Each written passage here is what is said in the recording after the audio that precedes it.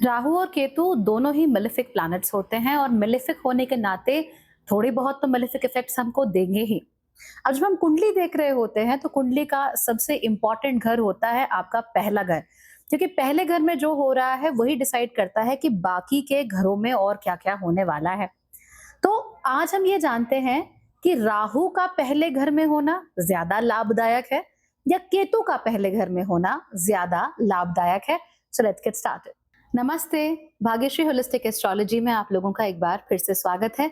यहाँ पर हम बात करते हैं पॉजिटिव, इंस्पायरिंग और होलिस्टिक एस्ट्रोलॉजी की, यानी कि एक ऐसा ज्योतिष जो कि आपके पॉजिटिव पॉइंट्स को मैक्सिमाइज कर सकता है और आपके नेगेटिव पॉइंट्स को मिनिमाइज करने में आप लोगों की मदद भी कर सकता है। आज हम डिस्कशन कर रहे हैं कि राहु और केतु के पहले घर में आना किस स्थिति में ज्यादा बेहतर हो सकता है, which of these planets is better. But if you like this channel, if you like my unique videos, don't forget to subscribe and of course share the videos with your friends as well, क्योंकि उनको भी थोड़ी सी मदद मिल जाएगी life में, isn't it. चलिए अब पहले राहु के बारे में जान लेते हैं। आप ये बात अच्छे से जानते हैं कि राहु और केतु हमेशा एक दूसरे से 7 घरों की दूरी पे होते हैं। इसीलिए अगर राहु पहले घर में जाएंगे तो केतु 7वें घर में जाएंगे, और केतु पहले घर में जाएंगे तो राहु 7वें घर में चले जाएंगे। Simple as that. अब जब राहु पहले घर में आ जाते हैं तो राहु का नेचर होता है चीजों को एक्सप्लोड कर देना, यानी कि जो रिजल्ट मिल रहे होते हैं उनको बूम करके बढ़ा देता है, बिकॉज ऑफ विच वो स्कैटर हो जाते हैं। तो आप पॉपकॉर्न बनते हुए देखते हैं ना, कॉर्न कर्नल्स हैं आपस में आपने रखा हुआ है, चुपचाप पड़े रहेंगे सालों साल, जब तक गीले नहीं हो रहे हैं they are okay, you know, they will be able to manage it. But जैसे ही आपने थोड़ा सा बटर डाला, जैसे ही आपने थोड़ी सी हीट दी, वैसे ही बुम बुम बुम बुम करके वो पॉपकॉर्न बनना शुरू हो जाते हैं। तो ये जो पॉपकॉर्न बनने की जो स्थिति होती है, यही राहु की स्थिति होती है, that everything is like boom boom boom boom boom going forward. तो जब राहु पहले घर में आ जाते हैं, he explodes your need to look amazing. ऐसे में आप लोग अतरंगी कपड़े पहनने लगते हो, आप लोग किसी न किसी प्रकार से अपने आप को यूनिक दिखाने की कोशिश करने लगते हो। हमने देखा है ना कि डेविड बेकहम कैसे बार बार अपने हेयर स्टाइल्स चेंज किया करते थे, एग्जैक्टली वैसे ही। So he was very popular at that time कि कुछ ही समय बाद आपको नए अवतार में दिखेंगे। नाउ तो it's like very popular, but then when David Beckham was doing it, he was pretty new and everybody was like, अब बेकहम क्या पहनेंगे, अब बेकहम क्या पहनेंगे, अब कौन सा हेयर स्टाइल रखेंगे। तो ये जो राहु होता है वो consistently flip flip flip flip करता रहता है, और उसके सारे रिजल्ट्स जो हैं वो स्कैटर्ड होके एक्सप्लोड हो जाते हैं। अब इसीलिए राहु का पहले घर में आना means that you are very concerned about your appearance and you are very concerned about your image. बहुत ही कम ऐसे लोग होंगे जिनका राहु पहले घर में होगा और वो लोग अपने चेहरे पे कॉन्स्टेंटली फोकस नहीं करते होंगे। They want their faces to look amazing and they want their faces to look unique. Usually Rahu के पहले घर में होने से आपको टिपिकली या ट्रेडिशनली अट्रैक्टिव लोग देखने को नहीं मिलते हैं, यानी इनका जो अट्रैक्शन होता है वो किसी यूनिक फैक्टर की वजह से होता है, ना कि ट्रेडिशनली ब्यूटीफुल होने की वजह से। So let's assume somebody is very average looking, लेकिन गालों में बड़े प्यारे से डिंपल पड़े हुए हैं, so that Dimple makes them more attractive. तो अगर आप बिल्कुल पुराने जमाने में व्हेन दे स्टार्टेड, उस समय पे अगर आप शाहरुख खान को कंपेयर करोगे आमिर खान के साथ, I think Aamir Khan was more traditionally attractive, he was more good looking as compared to Shah Rukh Khan. But Shah Rukh Khan had dimples and Shah Rukh Khan had a way of looking at you.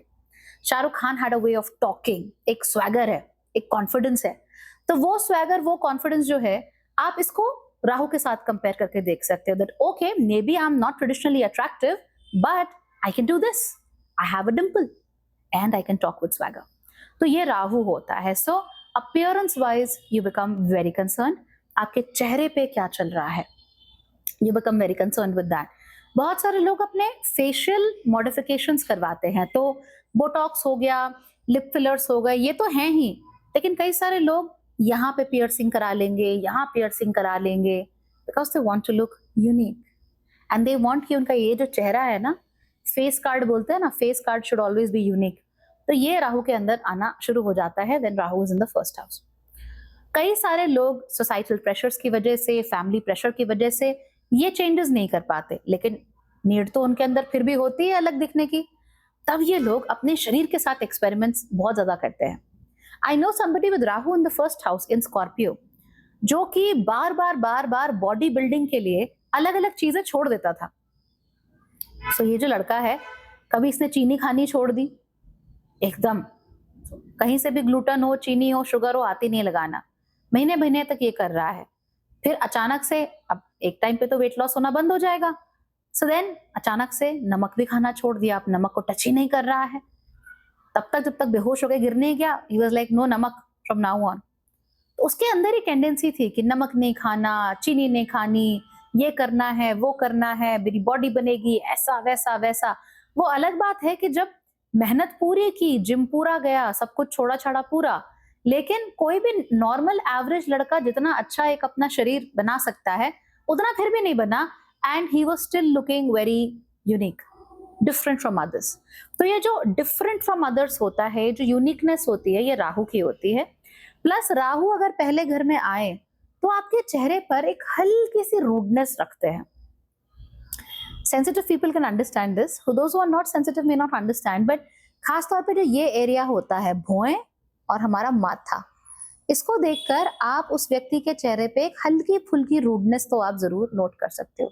जरूरी नहीं कि व्यक्ति rude है ही, but अगर राहु पहले घर में होगा तो यहाँ पे वो रूडनेस होती है। इनफैक्ट अभी जब एक्वेरियस राशि में राहु गए, मैंने वीडियो बना के आप लोगों को बोला था कि अगर आपकी राशि एक्वेरियस है तो आपके चेहरे में आपको बदलाव होते हुए नजर आ जाएंगे। आपका कोई एक फीचर बाकी सारे फीचर्स को टेक ओवर कर लेगा। तो एग्जैक्टली इन लोगों के साथ भी होता है। नाक बहुत ही बड़ी हो गई, होंठ बहुत ही बड़े हो गए, प्रोपोर्शनल, राइट? तो अगर नाक भी बड़ी है, होंठ भी बड़े हैं, आंखें भी बड़ी हैं, तो proportionately everything is okay. But आंखें छोटी हैं, नाक छोटी है, होंठ बड़े हैं, इन दैट केस प्रोपोर्शन खराब हो जाते हैं। या आंखें एकदम ही ऐसे बाहर को आने लग गई, ऐसा भी होता है। माथा एकदम यूं बड़ा हो गया, हेयरलाइन नहीं रिसीड हुई, माथा ही बड़ा हो गया, ये भी हमको देखने को मिलता है। So whenever Rahu is in the first house, number 1 conventionally attractive नहीं रहने देता, नंबर 2 यूनिक लुक्स और यूनिक अपीयरेंसेस आपको देता है, एंड नंबर 3 आप लोग कहीं ना कहीं किसी ना किसी तरीके से बार बार यू विलिंगली चेंज योरसेल्फ, अपने मन से, अपनी इच्छा से आप खुद को चेंज करते हैं। दूसरी चीज है कि जब राहु आपके पहले घर में आएंगे, यू बिकम हाइपर कंपेटिटिव। इतना तो मंगल पहले घर में या सूर्य पहले घर में कंपेटिटिव नहीं होते जितने कि राहु होते हैं। और इनका कंपटीशन करने का तरीका क्या है? Always comparison. तुम्हारे पास क्या है? All right, I will get 3 of that. For instance, उस बच्चे ने देखा कि सामने वाले के पास 20,000 रुपए का फोन है, लाइक ओ 20,000 रुपए का फोन है, आई विल गेट 40,000 50,000 रुपए का फोन।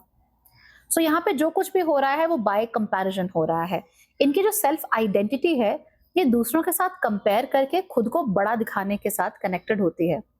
रिमेंबर, ये हमेशा गलत नहीं होता, but if you want to align with your kundlis, you have to do that. And I always talk a lot about kundli alignment. In fact now I have a special service for you, जहां पे आप multiple sessions में मेरे साथ बैठकर कुंडली के साथ अलाइन कैसे होना है, कौन कौन से स्टेप्स लेने हैं, so that you are properly and completely align with your kundli, ताकि आपको दोबारा अपना कुंडली चेक करके दिमाग खराब करने की जरूरत ना पड़े, आपकी वाइब्रेशंस रेज हो, so that whatever you deserve comes to you. So if you are interested in that, come and visit my website. नहीं तो आप व्हाट्सएप पर आन्या से भी बात कर सकते हो, she will guide you through everything. Okay, तो ये इन लोगों के अंदर ज्यादा होता है, सेंस ऑफ कंपटीशन, कम्पीट करने की भावना, दूसरों को देखकर उनसे बेहतर होने की भावना ज्यादा होती है। तो अगर किसी ने कहा ओ मैं तो गॉथ गर्ल हूं, तो ये बोलेगा अच्छा तू गॉथ गर्ल है, अब तो देख, now I will tell you what real goth is, right? तुम तो कपड़ों में गॉथ हो, मैं तो हर जिंदगी के हर सिस्टम में गॉथ ही हूं। तो इस तरीके का नेचर इनका होने लगता है। That is what Rahu is all about. These people are very sensitive to criticism. Criticism बिल्कुल नहीं झेल पाते हैं, इनको इनफैक्ट समझ में भी नहीं आता, सुनाई भी नहीं देता क्रिटिसिज्म जब इनका चल रहा होता है। और अगर आप इनको क्रिटिसाइज करते हैं, they might actually start hating you. इन लोगों की जिंदगी में एक ही मकसद होता है, to go ahead and ahead and ahead. And to go ahead, इनको देखना है कि ओके ऊपर कौन है, कौन बेहतर है, कौन टॉप पे है, उसको देखते हैं और एग्जैक्टली उसको फिर कॉपी करना शुरू कर देते हैं, उसके जैसा होना शुरू कर देते हैं और कहते हैं कि देखो तुम ऐसा करते हो, अब मैं यही करके, उससे ज्यादा करके तुमसे ज्यादा बड़ा होकर दिखाता हूं। तो ये राहु का बेसिक नेचर होता है। अब ये जब राहु फर्स्ट हाउस में होगा तो केतु 7th हाउस में चला जाएगा। ये जो लोग होते हैं, इनको दूसरों से वैलिडेशन चाहिए होता। वाहवाही मिले, तारीफ मिले, बहुत ही बढ़िया, पर वैलिडेशन नहीं चाहिए इनको आपसे।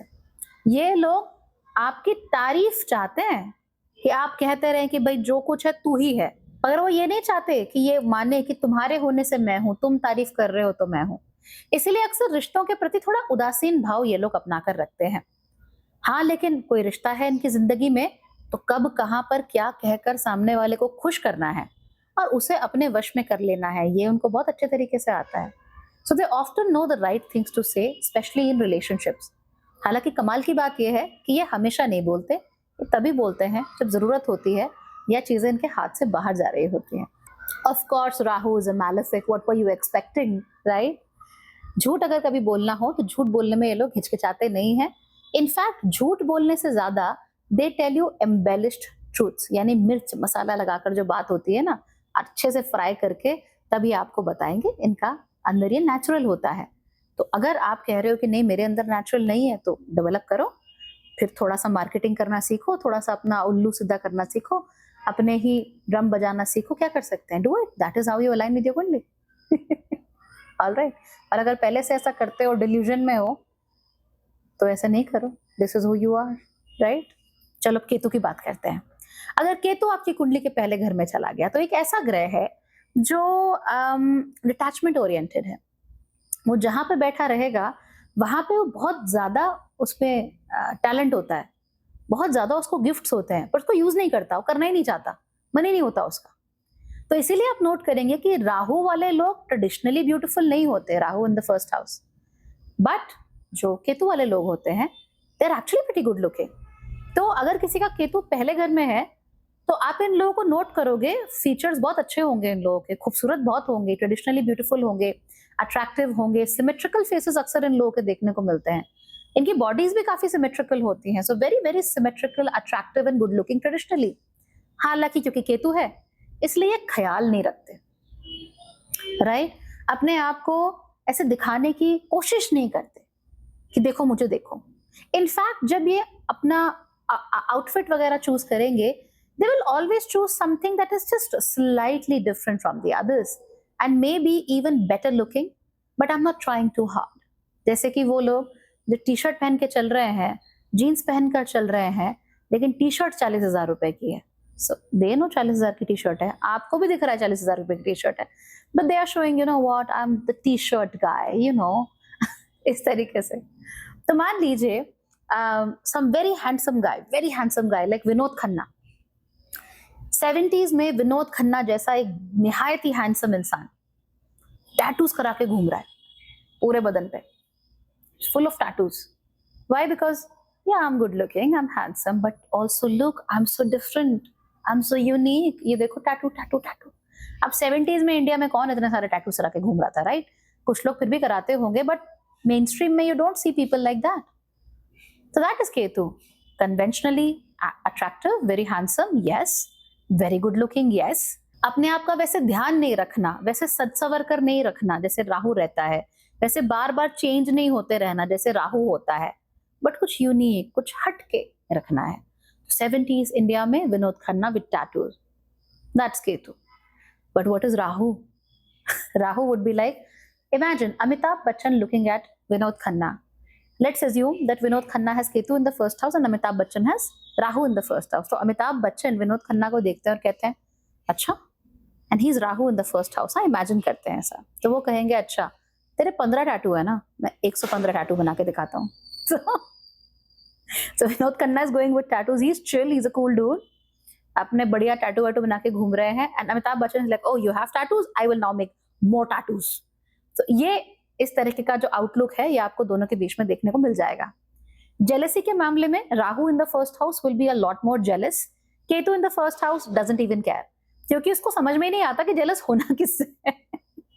जैसे कि Rahu in the first house बहुत जल्दी पिक ऑन कर लेता है कि इस सिचुएशन में, इस महफिल में, इस हायरार्की में टॉप पे कौन है, और फिर वो उससे बेहतर बनना चाहता है। केतु कहता है क्या हायरार्की, क्या व्हाट हायरार्की, कौन बॉस है मुझे नहीं मालूम, all I know is that I am unique, I am amazing. अक्सर Ketu in the first house वाले लोग ना जनरली थोड़े लकी भी होते हैं, तो इनके लिए चीजें बस हो जाती हैं। तो वैसे तो बहुत सारे लोग Ketu in the first house के बारे में पढ़ते हैं, सुनते हैं तो पागल हो जाते हैं, कहते हैं अरे बाप रे, केतु इन द फर्स्ट, हमारा तो जीवन बर्बाद हो गया, ऐसा हो गया, वैसा हो गया। बट अगर आप ऑब्जेक्टिवली अपनी जिंदगी में पीछे जाओगे, I can tell you for sure, you are lucky. छोटे छोटे कई सारे तरीकों से लक आपका साथ देता रहता है और चीजें आपके लिए होती रहती हैं। तो हम ये नहीं कह सकते कि चीजें आपके लिए होती नहीं। राहु को जरूर मेहनत करनी पड़ती है, he is working too hard, और जितना वो मेहनत करता है उतना उसको रिजल्ट मिल नहीं पाता अक्सर। But Ketu, Ketu is like yeah fine and he just gets things, and Ketu is like yeah whatever. अब क्योंकि केतु है, चीजें मिलेंगी तो सही उसको, लेकिन उसकी अवेयरनेस नहीं रहेगी कि मुझे क्या मिल रहा है, क्या अच्छा हो रहा है, क्या खराब हो रहा है, इसीलिए प्रॉब्लम हमको देखने को मिलती है। ठीक, Ketu in the first house अक्सर स्पिरिचुअल ज्यादा होता है, और Rahu in the first house जो है वो ज्यादा मटीरियलिस्टिक होता है। एक्चुअली अगर राहु फर्स्ट हाउस में है और पाइसिस राशि में है, मीन राशि में, तो वो पूरा का पूरा अपना चोगा ओढ़ लेगा स्पिरिचुअलिटी का, कि I am very spiritual, I want to learn. And तुमने पता है उस कठोपनिषद में क्या लिखा है? अरे तुमको पता है कि देवी भागवत में क्या लिखा है? तुमने गीता का फलाने चैप्टर का फलाना श्लोक पढ़ा है, उसमें ऐसे लिखा हुआ है। तो ये वो बहुत करते हैं। सो आडंबर पूरा होता है कि you know I know, but actual में जो नॉलेज है, जो डीप सीटेड नॉलेज है, वो केतु को ज्यादा होती है। बट केतु उसको रिप्रेजेंट नहीं करना चाहता, दिखाना नहीं चाहता, even though Ketu ends up being the luckier one in this regard. ठीक है, एक और चीज ये होती है कि केतु के जो लोग होते हैं वो बहुत ज्यादा एम्बिशियस नहीं होते, they are not generally ambitious by nature. In fact हो सके तो वो अपने एम्बिशन को यूज ही नहीं करना चाहते, वो उस पर काम ही नहीं करना चाहते, या उसके साथ एंगेज ही नहीं करना चाहते। वो कहते हैं कि ठीक है यार, जो हो रहा है हो रहा है, वी आर जस्ट हियर, खाना है, एक दिन मर जाना है, क्या टेंशन लेनी। तो इस तरह के लोग थोड़े होते हैं Ketu in the first house वाले। तो you won't see them being super ambitious और super hard working and fight it out and all that, ऐसे नहीं होते। जब तक इनके गले गले नहीं आ जाती ना बात, तब तक वो कुछ नहीं करेंगे। ऑफिस में भी जितना काम जरूरी है उतना ही करेंगे, उससे एक्स्ट्रा नहीं करते। राहु वाले जितना जरूरी है उससे ज्यादा करेंगे, 4 लोगों का काम करेंगे, right, for the recognition, for the gains. Ketu वाला बोलेगा ठीक है, यू नो, अच्छा 7 आर्टिकल लिखने थे, लिख दिए यार, अब क्या करूं। जब तक गले गले नहीं आएगी कि बिल्कुल ही सर पे पड़ गई चीज, तब तक वो काम नहीं करेंगे, तब तक वो कुछ हाथ नहीं बढ़ाएंगे आगे। And this is true for Ketu in the first house as well as Ketu in the 10th house also. 10th house वाले भी ऐसे ही करते हैं कि जब तक सर पे नहीं पड़ता ना तब तक करेंगे नहीं, लेकिन जब करेंगे तो बहुत अच्छा करेंगे, दे विल बी वेरी गुड, और वो बहुत नेचुरली, बहुत इजीली निपटा देते हैं चीजों को, thanks to that Ketu energy within them. It's very laid back, kind of lazy also. It's like मुझे क्यों करना पड़ रहा है, ये तो मुझे आता है, तो मैं पहले कर चुका हूँ। तो वो बोलता है ठीक है यार, जस्ट वन मोर टाइम, फटाफट फटाफट चीजें हैंडल की, छोड़ दिया। इंट्यूशन के मामले में Ketu in the first house का इंट्यूशन कहीं बेहतर होता है। इन लोगों की जो परसेप्टिव एबिलिटीज होती हैं वो Rahu in the first house के मुकाबले काफी अच्छी होती हैं। तो जब भी ये कहीं होते हैं तब ये आसानी से रूम रीड कर लेते हैं। तो राहु फर्स्ट हाउस में गया तो वही अमिताभ बच्चन, विनोद खन्ना का एग्जाम्पल लेते हैं ना हम लोग। Vinod Khanna is Ketu in the first house, Amitabh Bachchan is Rahu in the first house, ये हमने मान लिया एग्जाम्पल के लिए।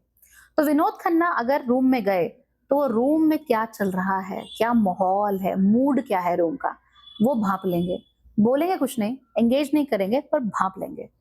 लेकिन जब अमिताभ बच्चन रूम में एंटर करेंगे तो कहेंगे कि भैया यहाँ सबसे बड़ा प्रोड्यूसर कौन है, उससे बात करता हूँ, उसको अपना पोर्टफोलियो दिखाता हूँ, उसको दोस्त बनाता हूँ। So while Rahu is like, oh let me talk to this person, he is on the top, and this person he is on top, and that person he is on top, वो उस तरीके से बिहेव करता है। And Ketu एक overall understanding की okay, यहाँ हम जब महफिल में अंदर घुसे, लोग आपस में बात नहीं कर रहे हैं ज्यादा, इसका मतलब कुछ हुआ है, या फिर यहाँ पे जो लोग हैं इनका आपस में मनमुटाव है, they don't really like each other, right. अब एक बड़ी खास बात है कि केतु वाले जो लोग होते हैं, राहु वाले क्या करेंगे कि वो पार्टनर में कोई खास इंटरेस्ट नहीं लेते, लेकिन उनको सुखी रखने के लिए जो करना हो, कभी कभी ऐसे छींटे मारते रहते हैं। ऐसे हम क्या कहते हैं, गंगा जल ऐसे छिड़कते रहते हैं ना, या गुलाब जल छिड़कते हैं, वैसे छिड़क देते हैं लोगों के ऊपर। केतु वाले जो होते हैं वो अपने पार्टनर्स के प्रति काफी डिवोटेड होते हैं। उनकी पूरी जिंदगी में उनके पार्टनर्स का एक बहुत बड़ा हाथ होता है, and they are always trying to do their best to be with their partners, right. उनके लिए क्या अच्छा हो सकता है, उनके लिए चीजें कैसी अच्छी हो सकती हैं। तो डिवोटेडनेस का जहां तक मामला है, Ketu will always work towards a devotedness, loyalty, 100% अपने आप को झोंक देना है अपने पार्टनर में और उनकी वेलबींग में, ये केतु के अंदर ज्यादा होता है। लेकिन राहु के अंदर ये नहीं होता. Rahu is like I am me, but all right, maybe I take care of you too. अब यहाँ याद रखिए, राहु अपने आप को पल पल बदलता रहता है, चेंज करता रहता है, क्योंकि उसको ऊपर जाना है. तो ऊपर जाने के लिए जो ठीक लगता है, ये 100 करोड़ वाला डायरेक्टर है, ये 500 करोड़ वाला डायरेक्टर है, ये 1000 करोड़ वाला डायरेक्टर है. तो आज वो 100 करोड़ वाले को इम्प्रेस करने के लिए जो हो सकता है वो बोलेंगे, कल को वो 500 करोड़ वाले को इम्प्रेस करने के लिए जो हो सकता है वो बोलेंगे, फिर कल को जो 1000 करोड़ वाले को इम्प्रेस करने के लिए जो हो सकता है वो बोलेंगे. That is Rahu. So there is effort when there is Ketu. So Amitabh Bachchan ने क्या किया हमारे एग्जाम्पल में, 100 करोड़ वाले के लिए कुछ कहा, 500 के लिए कुछ कहा, 1000 के लिए कुछ कहा, and he worked really hard to ensure कि सब मिल जाए. अब हमारे जो विनोद खन्ना है, Ketu in the first house, जब वो 100 करोड़ वाले डायरेक्टर से मिलेंगे, उसकी बात चुपचाप सुन रहे हैं, उसकी बात एंगेज नहीं कर रहे, सुन रहे हैं चुपचाप, उससे मिले, उससे प्रभावित हो गए, उसके जैसे अपने आप ही हो गए, उनको मेहनत ही नहीं करनी पड़ रही, it happens on its own. तो वो फिल्म करी और it was like a slip walking thing for them, आसानी से हो गई, खत्म कहानी. Now Amitabh Bachchan is like what the hell, मैं इतनी मेहनत कर रहा हूँ तो कुछ नहीं कर रहा है, you still getting things. Okay, फिर दोनों गए 200 करोड़ डायरेक्टर के पास, 500 करोड़ डायरेक्टर के पास. अमिताभ बच्चन यानी Rahu works hard and hardest to impress the 500 crore वाला director. Vinod Khanna sits with him and like okay okay okay, ये ऐसा है, राइट. अपने आप ही वो 500 करोड़ वाले जैसे हो गए. उसका विजन जो है वो ऑटोमेटिकली आ गया उनके अंदर, ऑटोमेटिकली समझ में आ गया कि क्या है, because intuitively they are very sharp, perception is very sharp, but action नहीं है. एंड थोड़ा लक तो है ही केतु के होने की वजह से, तो you know they do well. फिर दोनों के दोनों 1000 करोड़ वाले के पास गए, सेम सीन रिपीट. तो जो केतु वाला होता है वो इजीली सामने वाले से इन्फ्लुएंस हो जाता है. जो राहु वाला होता है वो सामने वाला क्या चाहता है उसके हिसाब से मोल्ड करने की कोशिश करता है.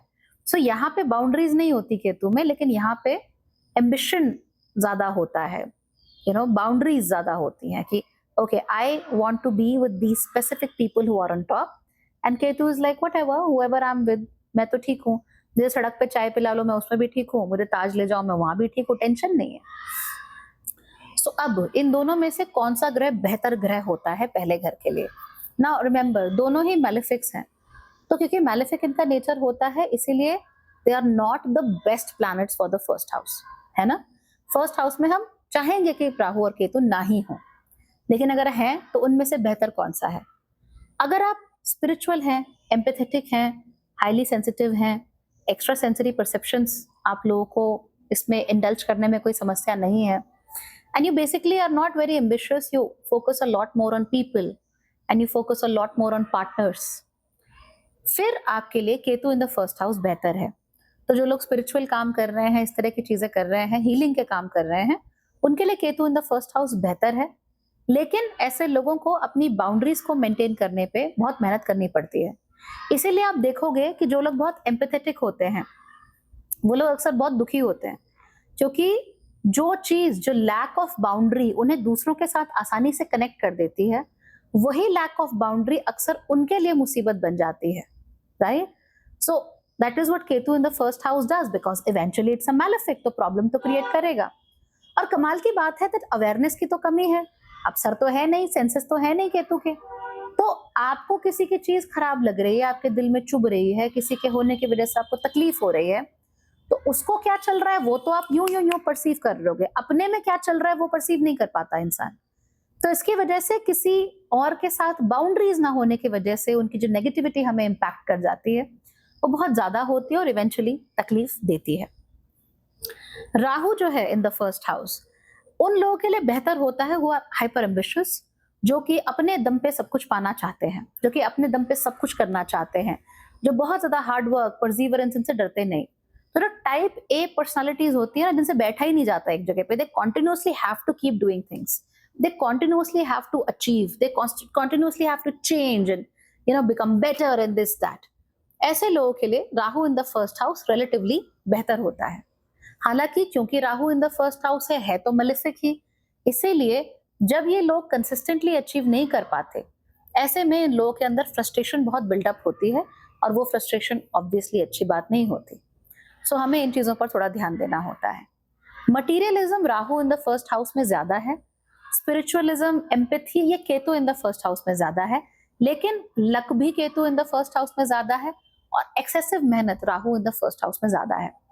जो लोग Ketu in the first house वाले होते हैं उन लोग कभी बर्नआउट नहीं होता, बिकॉज वो इतना ज्यादा काम करते ही नहीं है, 100% पे वो आते ही नहीं है कभी, दे डोंट ऑपरेट इट 100%। वो सोचते हैं कि ऑप्टिमल क्या है, 70%, लेट मी ऑपरेट इट 70%।